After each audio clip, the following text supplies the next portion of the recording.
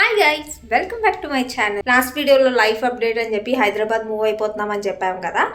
So ఇప్పుడైతే packings అనమాట. రేపు ప్యాకర్స్ అండ్ మూవర్స్ వాళ్ళు వస్తారు. ఈ లోపే నాకు కావాల్సినవన్నీ కూడా నేను ప్యాక్ చేసేసుకుందాం అనుకుంటున్నా. అంటే దేనికి అది సెగ్రిగేట్ చేసేసి ఇక్కడికి వెళ్ళిన తర్వాత ఈజీ అవుతుంది కదా అని చెప్పి స్టేషనరీ వేరేగా, బుక్స్ వేరేగా అన్నీ కూడా నిన్న సెగ్రిగేట్ చేశాను. సో ఇప్పుడైతే బట్టలు సర్దాలి. నావి హనీవి సూట్ కేసెస్లో మ్యాక్సిమం సర్దేద్దాం అనుకుంటున్నా. అకేషనల్ వేర్ అన్నీ కూడా. సో ఇవన్నీ కూడా ఇప్పుడు నేను హనీ డ్రెస్సెస్, ఇవి నా శారీస్ అన్నీ కూడా అవి ఎలాగో కవర్స్లో ఉన్నాయి కదా. సో అవి అలాగే వదిలేద్దాం అనుకుంటున్నా. మిగిలిన ఇవన్నీ కూడా ప్యాక్ చేసేద్దాం అనుకుంటున్నా సూట్ కేసులోని. సో ఫస్ట్ అయితే అది చేయాలి. ఎన్ని రోజు చాలా పనులు ఉన్నాయి. మేబీ బెంగళూరులో ఇదే లాస్ట్ వ్లాగ్ కావచ్చు. రోజంతా ఏమేమి చేస్తున్నాను ఏంటి అన్నీ కూడా ఈ వీడియోలో షేర్ చేసుకుంటాను అనమాట. అండ్ ప్యాకర్స్ అండ్ మూవర్స్ గురించి కూడా ఈ వీడియోలో షేర్ చేసుకుంటాను. అసలు నుంచి హైదరాబాద్ మాకు మొత్తం షిఫ్ట్ చేయడానికి ఎంత తీసుకున్నారు, అసలు ప్రాసెస్ ఏంటి అంతా కూడా ఈ వీడియోలో షేర్ చేసుకుంటాను. సో వీడియో అయితే ఎండ్ వరకు చూసేయండి.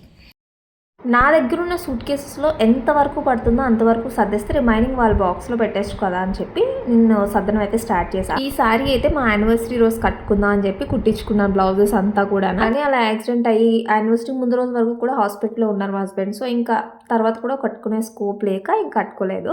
సో ఇంకా అదే కాదు, చాలా వరకు అలా పైలప్ చేసి వదిలేసా. దాని తర్వాత 1 month కూడా అసలు నేను ఏమీ సర్దుకోవడం కానీ ఏమీ చేయలేదు. అందుకే ఎక్కడ బాక్సెస్ అక్కడే ఉన్నాయి, ఎక్కడ చెత్త అక్కడే ఉందన్నమాట. ఒక్క హ్యాండ్తో అన్ని పనులు హ్యాండిల్ చేయలేక ఇంక వదిలేసాను. ఎలాగో హౌస్ షిఫ్ట్ అవుతాం కదా, అప్పుడే అన్ని సర్దుకోవచ్చు అని చెప్పేసి. నార్మల్గా ఇంట్లో పనులు చేయడానికి బాడీ చాలా స్ట్రెయిన్ అయిపోయింది అనమాట. ఎందుకంటే ఒక హ్యాండ్తో అంత ఈజీ కాదు. చూసిన వాళ్ళకి ఈజీగా అనిపించవచ్చు కానీ చాలా కష్టం. నాకు ఒక్క హ్యాండ్తో పని చేయడం వల్ల రిమైనింగ్ బాడీ పార్ట్స్ కూడా చాలా ఎఫెక్ట్ వచ్చింది.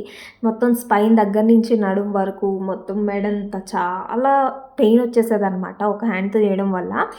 ఇంకా మొత్తానికి ఆ బ్యాండేజ్ అది తీసేసిన తర్వాత 1 month తర్వాత ఇంకా నేను 10 days కంప్లీట్గా అమ్మ వాళ్ళ దగ్గర రెస్ట్ తీసుకున్నాను. దాని తర్వాత అయితే నా బాడీ కొంచెం సెట్ అయింది. ఇంకా మెయిన్ టాపిక్ వచ్చేస్తే ఫస్ట్ థింగ్ ప్యాకర్స్ అండ్ మూవర్స్ని మేము ఎలా సెలెక్ట్ చేసుకున్నాం అన్నదైతే ఫస్ట్ చెప్తాను. మేము సర్చ్ చేసింది అయితే గూగుల్లోనే ఒక 3-4 కంపెనీస్ వరకు చూసాము. వాళ్ళు ఇంటికి వచ్చే సామాన్లు అవి చూసి సమ్ అమౌంట్ కూడా కోట్ చేశారనమాట. అందులో మాక్సిమం వాళ్ళు కోట్ చేసిన అమౌంట్ 25K. కానీ ఇంట్లో మాకున్న సామాన్లకి అయితే అది ఎక్కువ ప్రైస్ అనే అనిపించింది. ఎందుకంటే మేజర్గా మాకున్న పెద్ద ఐటమ్స్ అయితే మాత్రం only sofa, fridge, washing machine, వీటికి అంత వర్త్ అనిపించలేదు. సో తర్వాత మళ్ళీ 2-3 పిలిపించి మళ్ళీ కోట్ చేయించారు. వాళ్ళు కూడా సేమ్ ఆ 24-25 అలానే చెప్పారనమాట. సో ఇంకా వచ్చి కోట్ చేసిన వాళ్ళలోనే ఇంకా ఏ కంపెనీ బాగుంది ఏంటి అని రివ్యూస్ అన్ని చూసి ఒక కంపెనీకి అయితే ఫిక్స్ అయ్యారు. అదే గ్లోబల్ గోల్డెన్ ప్యాకర్స్ అని చెప్పేసి మీ గూగుల్లో సెర్చ్ చేస్తూ వస్తుంది. అండ్ వాటి రివ్యూస్ కూడా అన్ని 5 star రివ్యూస్ ఉన్నాయన్నమాట. ఒక్కడు కూడా నెగిటివ్ రివ్యూ అన్నది లేదు అందులో. ఓకే, రివ్యూస్ అన్ని బాగానే ఉన్నాయి కదా అని చెప్పి ఇంకా దాన్ని అయితే మేము ఫిక్స్ అయ్యాం. ఇందుకీ వాళ్ళు సేఫ్గా డెలివర్ చేశారా లేదా అనేది కూడా ఈ వీడియోలో షేర్ చేస్తాను, చూస్తుండండి. ఇప్పుడైతే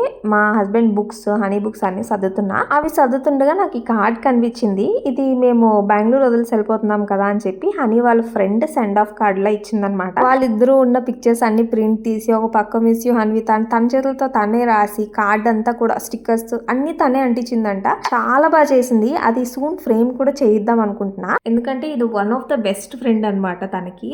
సో అలాగా ఇంకా గుర్తుంటుంది లైఫ్ లాంగ్. బెంగళూరు ఉన్నప్పుడు ఇలా ఫ్రెండ్ ఉండేది అని చెప్పి పెద్ద అయిన తర్వాత కూడా గుర్తుంటుంది కదా తనకి అలా ఫ్రేమ్ చేయిస్తే అని చెప్పి అలా అనుకుంటున్నాం.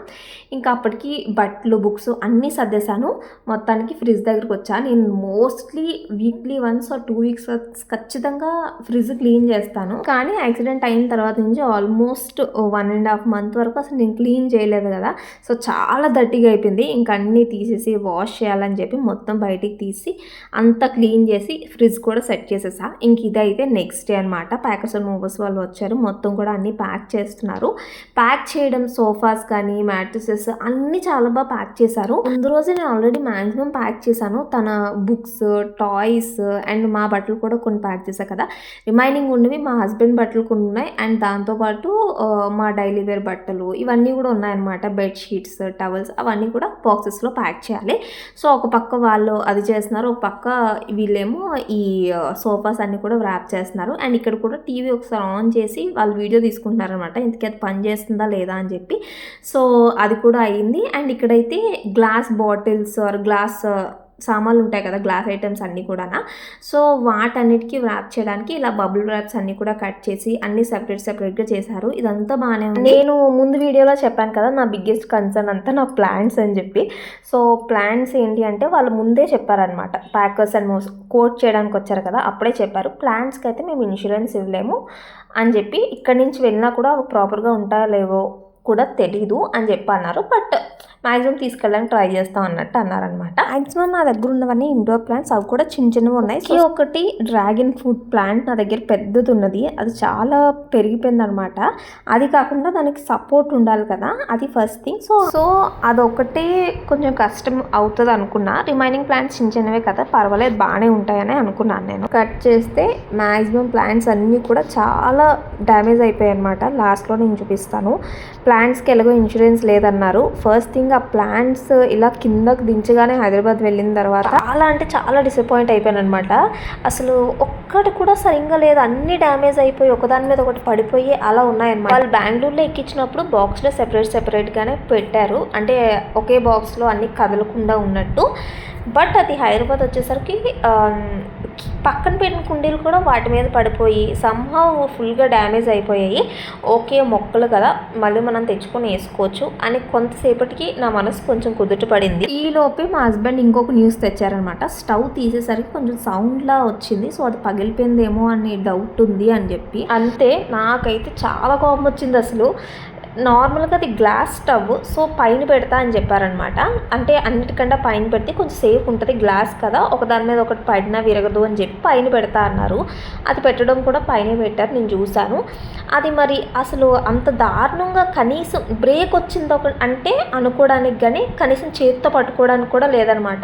చిన్న పీసెస్ అయిపోయింది. నేను వీడియో ఎండింగ్లో యాడ్ చేస్తాను ఆ క్లిప్పింగ్ కూడా. చాలా వరస్ట్ సర్వీస్ అనిపించింది నాకైతే. వాళ్ళ ముందు కూడా అంటూనే ఉన్నాను, ఇంత దారుణంగా చేస్తారు అనుకునేది చాలా వరస్ట్. నేను రివ్యూ కూడా అలాగే రాస్తాను, వరస్ట్ ఉంటే వరస్ట్ అని రాస్తాను, అసలు ఎవరు తీసుకోవద్దని చెప్తాను, అసలు రికమెండే చేయను అని చెప్పి.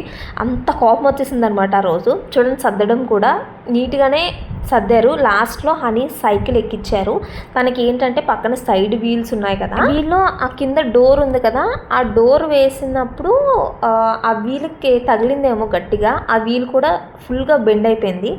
అది కూడా లాసే, చాలా డ్యామేజెస్ అయ్యాయి. ఇదిగో స్టవ్ చూపిస్తాను కదా లాస్ట్లో, ఇదే కనీసం పట్టుకోవడానికి పీస్ కూడా లేదు, అంత దారుణంగా అయిపోయింది. అలా కాదు, దాని మీద ఏదైనా పడి బ్రేక్ వచ్చింది అంటే ఒక అర్థం ఉంది, కానీ కనీసం పట్టుకోవడానికి కూడా లేకుండా గ్లాస్ అంత పీస్గా అయిపోయింది. అసలు వాళ్ళు ఎలా పడేసారో కూడా అర్థమవలేదు. ఈ ప్లాంట్స్కి అయితే ముందే గ్యారంటీ లేదన్నారు కాబట్టి ఇంత దారుణంగా తెచ్చారేమో అనిపించింది. ఆ జేడ్ ప్లాంట్ అయితే పీస్ అయిపోయింది ఫుల్గానా. పోనీ ట్రక్ కదిలినప్పుడు మట్టి పడిపోవచ్చు, కానీ ఇంత దారుణంగా ముక్కలు అయిపోయింది అనమాట. అసలు వాటి మీద ఏం పడేసారో కూడా అర్థమవలేదు నాకైతే ఇన్ని డ్యామేజెస్ అయ్యాయి. ఒకవేళ ఎవరైనా ప్యాకర్స్ అండ్ మూవర్స్ని కన్సిడర్ చేసినప్పుడు ముందుగానే రివ్యూస్ అవి చూసుకోండి. రివ్యూస్ కూడా మేము చూసిన కూడా అన్ని 5 స్టార్ ఉన్నాయి, సో అవి కూడా చూసి చెప్పలేం. సో జాగ్రత్తగా చూస్ చేసుకోండి. ఇంకా ఈ ప్యాకర్స్ అండ్ మూవర్స్ ఇన్సూరెన్స్ గురించి మాట్లాడితే వాళ్ళైతే రెస్పాండే అవ్వట్లేదు. ఇప్పుడు ఇంత డ్యామేజ్ అయింది, దీనికి ఏంటి అని కాల్ చేసి అడిగినా చూస్తాము, వీళ్ళతో మాట్లాడతాం వాళ్ళతో మాట్లాడతామని సాగదీస్తున్నారు, కానీ ఇప్పుడు వరకు రెస్పాన్స్ కూడా లేదు.